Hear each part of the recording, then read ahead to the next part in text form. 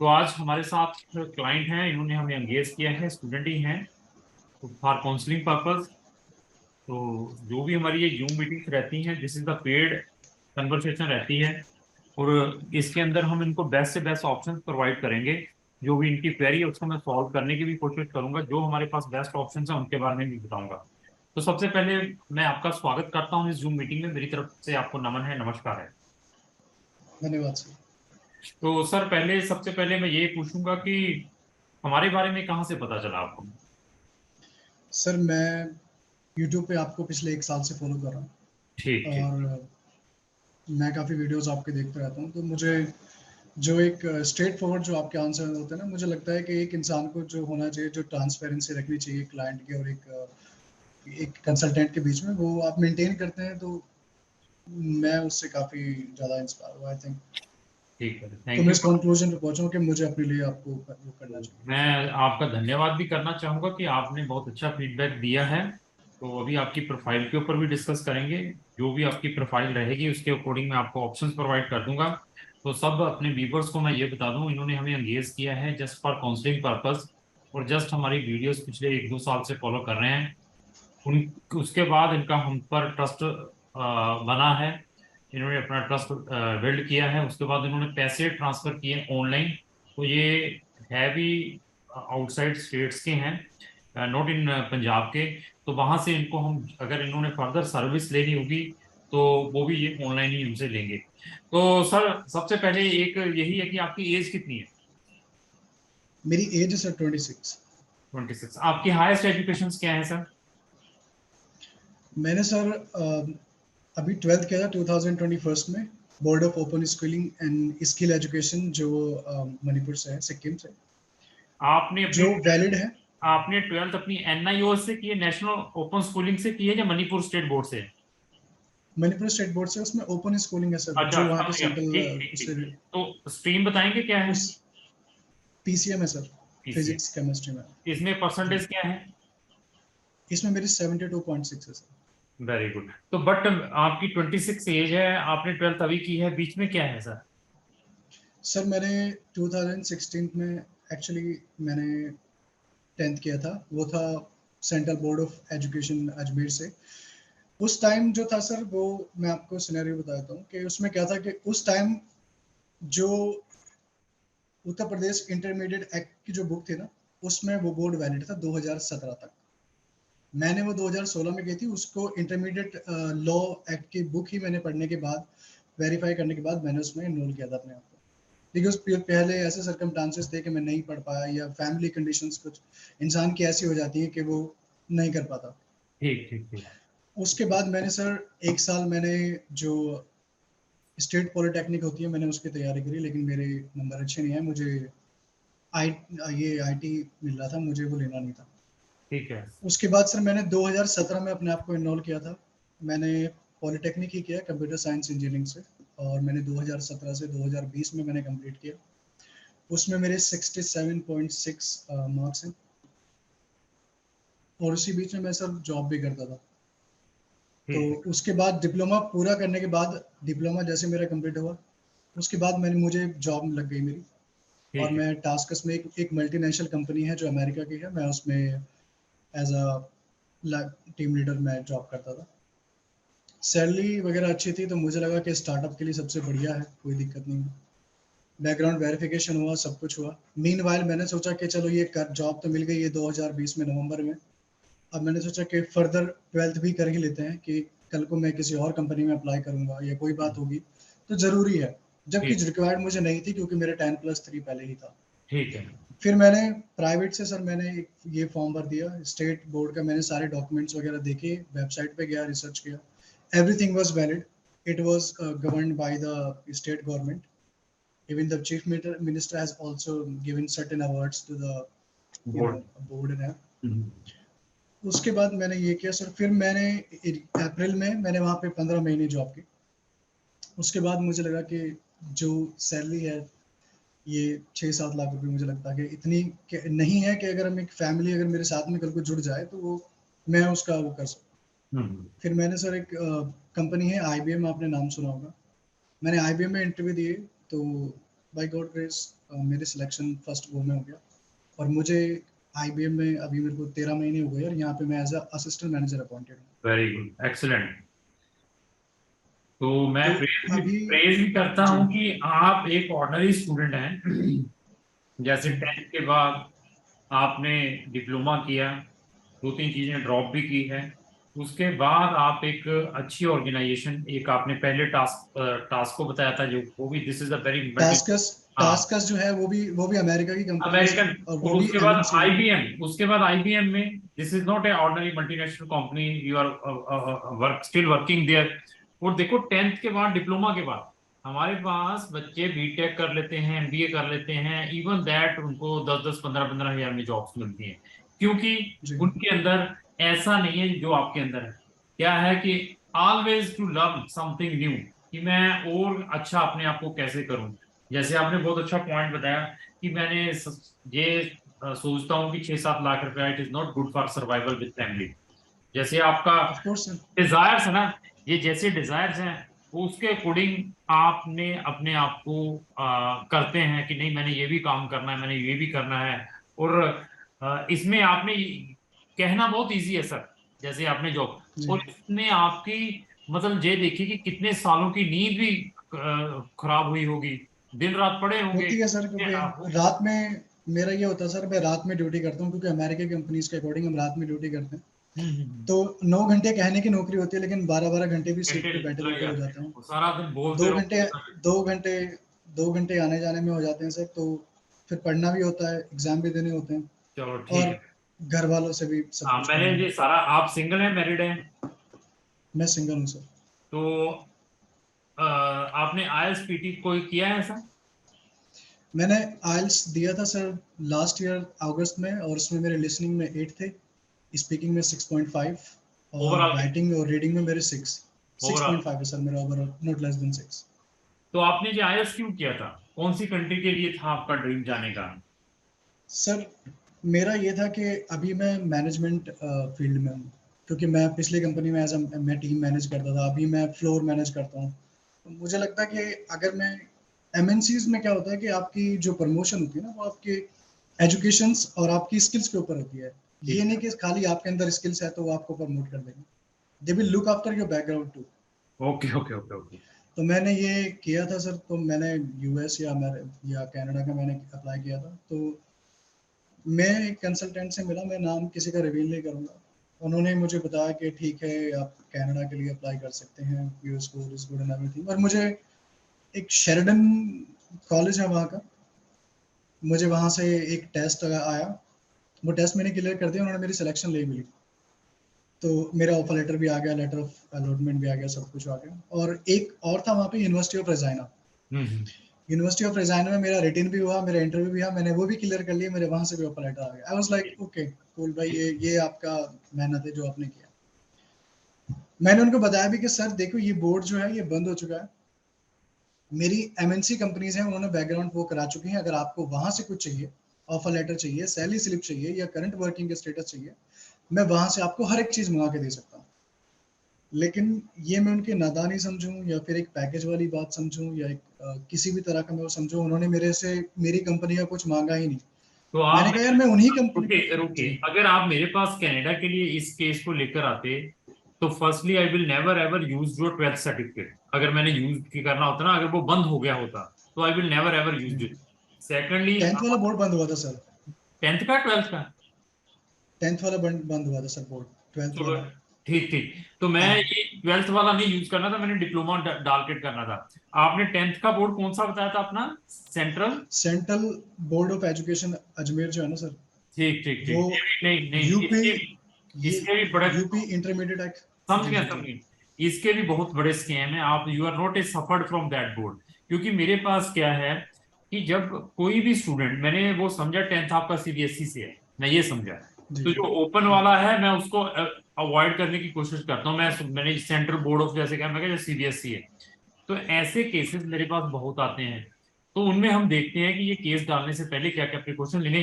Canada के लिए मैं रिकमेंड ही नहीं करता, मैं कहा यार तुम्हारा लक है। तो क्या उसके बाद आपको वीजा मिला या बैन लगा साथ में? उसके ये हुआ सर, उन्होंने मेरे से डॉक्यूमेंट मांगे, फिर मैं अपने कॉलेज स्कूल गया जहाँ मैं स्कूल में था ना, मैंने वहाँ पे प्रिंसिपल से बात की कि सर मैंने यहाँ से ये सब किया था। अब मेरा रिकॉर्ड था तो उन्होंने मेरे को देने थे डॉक्यूमेंट, उन्होंने मेरे को बोनाफाइड लेटर दिया, फिर एक बोर्ड से एक लेटर आता है, वो बोर्ड का लेटर भी दे दिया। वो कहते हैं कि हम, और एक एक वहाँ पे एक सर्टिफिकेट और बना के देते हैं जिसमें डॉक्यूमेंट्स आपका जो नंबर स्कोरिंग वगैरह है वो सारा मेंशन होता है।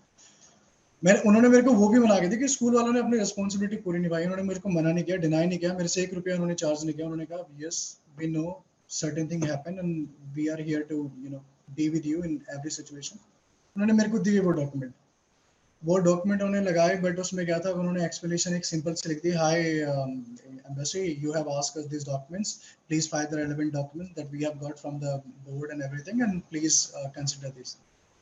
और जब उन्होंने मुझे दिखाया, आई वाज लाइक भाई इससे अच्छी ईमेल तो मैं लिख देता हूँ, मैं प्रोफेशनल ही हूँ इस फील्ड में, लेकिन आप एक एम्बेसी को ये एक्सप्लेनेशन दे रहे हो उसके मुंह, ये तो थप्पड़ सा मार रहे हो आप उनके मुंह पे, लो आपने ये मांगा हमने दे दिया। एक आपने जो एसओपी में मेरी जिस तरह से मेहनत की थी, अगर उसी तरह से आप मेहनत करते या उनसे पूछते या रीजन निकालते या कोई कोज आप उसमें आइडेंटिफाई करते, क्योंकि पढ़े लिखा इंसान, देखो मैं नहीं कहता मैं इतना पढ़ा लिखा हूँ, लेकिन 10 जगह तो मैं भी सर्च करूंगा ही कि भाई क्या चीज है। नहीं, पता क्या है अभी प्रॉब्लम सबसे ज्यादा क्या है कि दे आर नॉट बॉदर्ड।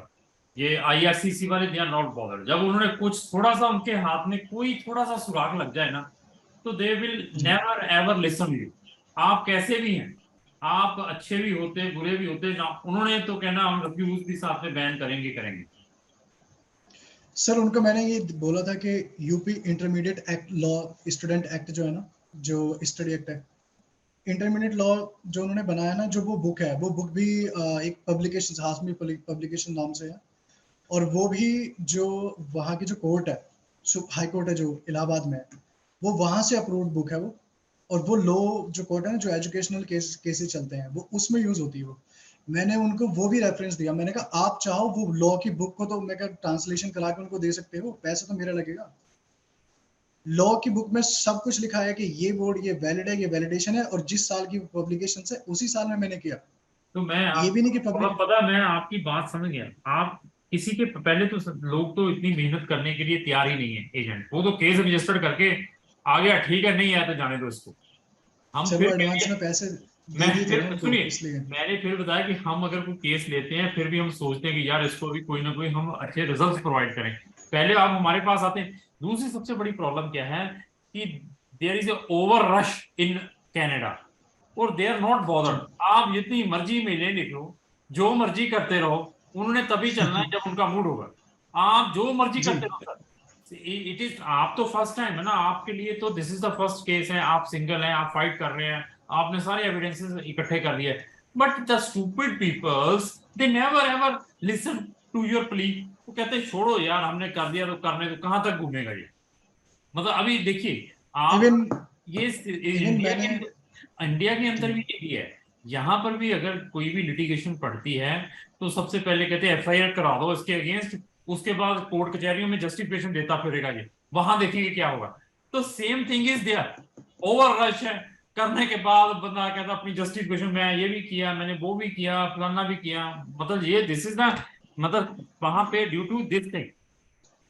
तो एनी हो, मैंने आपका सारा केस मैंने एनालाइज। मैंने उनको बोला भी था, मैंने कहा if you required a federal court attorney hmm I can also manage there, because अगर मैं जनरल हूं तो मैं लड़ूंगा भाई, मुझे कोई दिक्कत नहीं है। हम्म आई के मैंने आपके ऊपर भी तो पैसा वेस्ट किया है ना, आप पे हम्म भरोसा करके कि आप मेरी फाइल अच्छे से लगाओगे। हम्म अब उस चीज को सुधारने के लिए भी तो मैं वेस्ट कर लगा ही सकता हूँ ना अपना, एक सट्टा ही तो है, ये सट्टा ही लगाया था आपके साथ। आप मेरी उम्मीदों पर खरे उतरे नहीं। नहीं आप एक ईमेल मेरे को भेजने से पहले मेरे से कंसल्ट करते हो तो मुझे समझ में आता है कि देखो हम ये एक्सप्लेनेशन दे रहे हैं, और हम्म जब मैं आपसे सवाल करता हूँ आप मुझे 4 लाइनों की ईमेल लिख के भेज रहे हो, तो ये मुझे भी ऐसा लग रहा था यार, मैं अगर किसी बंदे का एक्सप्लेनेशन दूंगा ना, वो मुझे कहता है कि भाई आसान कर रहा है कि 4 लाइनें लिख के मेरे पे मत लिखता, ये भी वैसे ही भेज देता डॉक्यूमेंट। तो तो ऐसे मुझे मैं, डिसअपॉइंटमेंट थी कि, चलो एनी हो, मैं और बता देता हूँ इसका। अगर आप ये वाला केस फेडरल कोर्ट में भी लेकर चलते हैं ना, तो वहां पर भी जी इसका कोई सोल्यूशन नहीं होना था, टाइम वेस्ट और मनी वेस्ट। वहां पर क्या है, वहां पर मैं अभी इसके ऊपर डिस्कस नहीं करूंगा, मेरे पास फेडरल कोर्ट्स के भी जजमेंट्स भी आती हैं, केसेस भी पढ़ते हैं। मैंने पढ़े हैं आपके, मैंने ठीक है, जो आप भेजते हाँ, वो लेकिन जी अभी कोई क्लियर केस होना है तो देन दे विल सी कि ठीक है ओके। अभी उन्हीं का डिपार्टमेंट है आईआरसीसी की, that is the Canadian government है ना, तो firstly they are giving the preference to them, उनको सुनता है इंस्टेड ऑफ यू। ठीक है आए हैं, पहले पहले मैं अपने बंदों को सुनूं, क्या करना। तो दिस इज द या प्रॉब्लम दे देयर। तो एनी हो, अभी मैंने आपके सारे केस को एनालाइज कर लिया है, देख लिया है। तो मैं आपको कुछ सजेशंस दे देता हूं। अगर आपने प्रोसीड करनी हो एप्लीकेशन उन कंट्रीज में, you can put your application.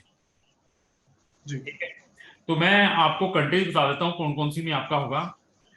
आप अपना केस डेनमार्क में भी डाल सकते हैं, अभी स्टिल वर्किंग में है। हाँ सर, मैं स्टिल वर्किंग हूँ वहीं पे, हाँ, डेनमार्क में भी, एबिंग में। डेनमार्क में आपकी एलिजिबिलिटी है। आपकी एलिजिबिलिटी स्वीडन के अंदर भी है, आपकी एलिजिबिलिटी फिनलैंड के अंदर भी है, आपकी एलिजिबिलिटी नीदरलैंड्स के अंदर भी है। इन कंट्रीज से आपके 90 से 95% चांसेस है यहां पर आपका काम हो जाएगा। तो सर मैं अगर इन कंट्रियों में चूज करूँ ना, तो मुझे लग रहा है कि Finland is the better opportunity for people who are seeking for the job. Hundred क्योंकि परसेंट मेरी फील्ड में, क्योंकि इनमें क्या है, बाय फिनलैंड, फिनलैंड में बेनिफिट ये है कि इंटरनेशनल स्टूडेंट्स के towards they are very very lenient नोमाडेज।